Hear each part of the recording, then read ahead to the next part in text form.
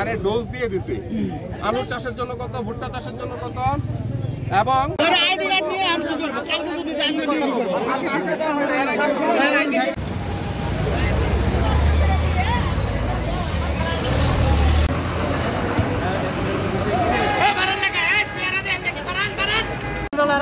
দোকানে দোকানে সার দিয়ে চলে যাচ্ছে, কিন্তু আমরা যখন সার নিতে আসছি তখন বলছে 10 ব্যাগ আছে 5 ব্যাগ আছে, সার আর দেওয়া যাবে না। কিন্তু দোকানদাররা আমাদেরকে 2-3 দিন ধরে এভাবে শুধু ঘুরাই দিচ্ছে, কিন্তু আমাদের সময় চলে যাচ্ছে, কিন্তু আমরা ফসলে সার দিতে পারতেছি না। কিন্তু দোকানদাররা সার পাচ্ছে, কিন্তু আমরা সার কেন পাচ্ছি না?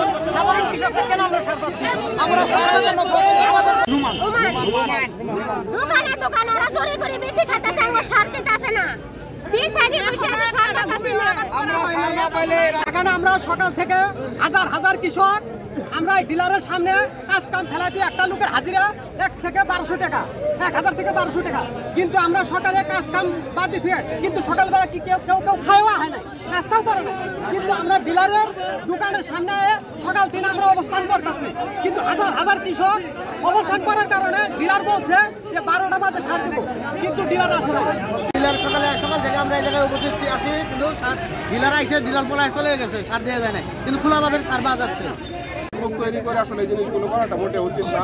তবে আমরা যাদের আজকে সারের জন্য এখানে সড়ক অবরোধ করছে, আমরা সবার আইডি কার্ড নিয়েছি, এটা আমরা ভেরিফাই করবো যে তারা এর আগের বারও সার নিয়েছে কিনা। ভেরিফাই করার পরে তাদের প্রত্যেকটা কৃষকের পরিচয় তার কৃষি কার্ড, তো কৃষি কার্ডে তার জমি পরিমাণটা বলা আছে। তো ওই জমি পরিমাণটা আমরা দেখে তাদেরকে কালকের ভিতর আমাদের যদি এখানে শর্ট করে আমরা অন্য ইউনিয়ন থেকে সার এনে তাদের চাহিদাটা আমরা মিট আপ করবো, ইনশাল্লাহ কোনো সমস্যা হবে না।